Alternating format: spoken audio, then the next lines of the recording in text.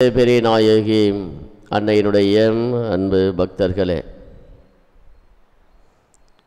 குடும்பத்திலே மனைவி பிள்ளைகள் என்று வாழ்ந்து கொண்டிருந்த தந்தை ஒருவர் கடவுளை பற்றி முழுமையாக அறிய வேண்டும், அதற்கு நான் தனிமையிலே தியானம் செய்ய வேண்டும் என்கின்ற ஒரு ஆசையோடு வனவாசம் சென்றார். யாரும் மக்கள் நடமாட்டம் இல்லாத அமைதியான ஒரு இடத்தை காட்டிலே தேர்ந்தெடுத்து அங்கே அமர்ந்து கடவுளை பற்றி தன்னுடைய தியானத்தை மேற்கொள்ள ஆரம்பித்தார். ஓரிரு நாட்கள் கடந்து சென்றன. பிறகு அவருக்கு தோன்றியது, அதாவது இவ்வளவு நாள் நாம் எதுவும் உணவருந்தாமல் நம்முடைய தியானத்தை செய்து கொண்டிருக்கிறோம்.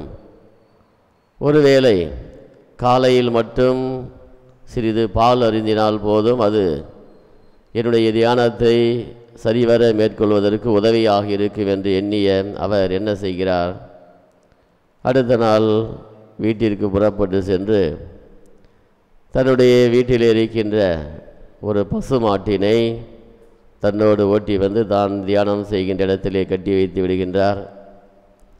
பிறகு தியானத்தை மேற்கொள்கின்றார். ஓரிரு நாட்கள் அந்த மாட்டினுடைய பாலை கறந்து காலையில் மட்டும் அறிந்துவிட்டு தன்னுடைய தியானத்தை செய்து கொண்டிருக்கிறார். பிறகு ஒரு சில நாட்கள் சென்று கொண்டிருக்கின்றன. அந்த பசுமாட்டை கவனிப்பதற்கு யாராவது ஒருவர் இருந்தால் நன்றாக இருக்குமே என்று நினைத்து அவர் என்ன செய்கிறார், மீண்டுமாக வீட்டிற்கு செல்லுகிறார். அங்கு சென்று தன்னுடைய வீட்டில் இருக்கின்ற பணியாளர்களில் ஒருவனை தேர்ந்தெடுத்து அழைத்து வருகிறார் தன்னோடு. இங்கே இவர் தியானம் செய்து கொண்டிருக்கிறார். அந்த பணியாளன் அந்த மாட்டை கவனித்து கொள்வது மற்றும் பால் கறந்து கொடுப்பது என்று பணிகளை செய்து கொண்டிருக்கிறார். இப்பொழுது இப்படியாக ஒரு சில நாட்கள் சென்று கொண்டிருக்கின்றன.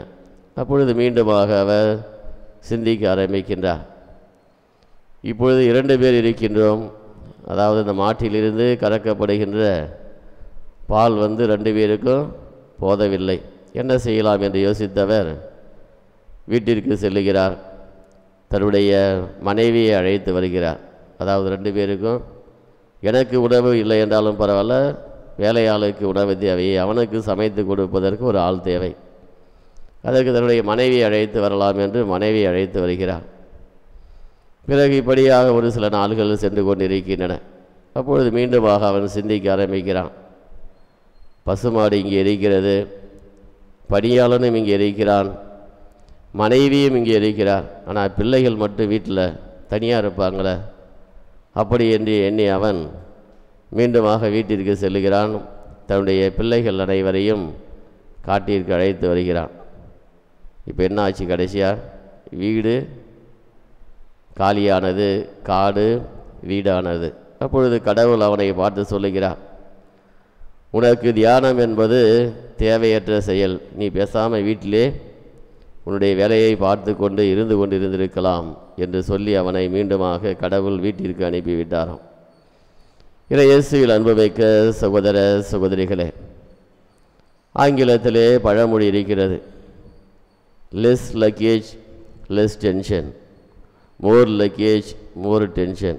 ஒரு பயணத்திற்கு நாம் செல்லுகின்றோம் என்றால் நாம் அதிகமான பைகளை கைகளிலே, இந்த தோளில் ஒன்று, இந்த தோளில் ஒன்று, இந்த கையில் ஒன்று, இந்த கையில் ஒன்று நாம் எடுத்துக்கொண்டு தலையில் ஒன்று என்று நாம் சுமந்து கொண்டு ஒரு பயணத்தை மேற்கொண்டால் அந்த பயணம் எந்த அளவிற்கு ஒரு சிரமமானதாக இருக்கும் என்பதை நாம் அறிவோம்.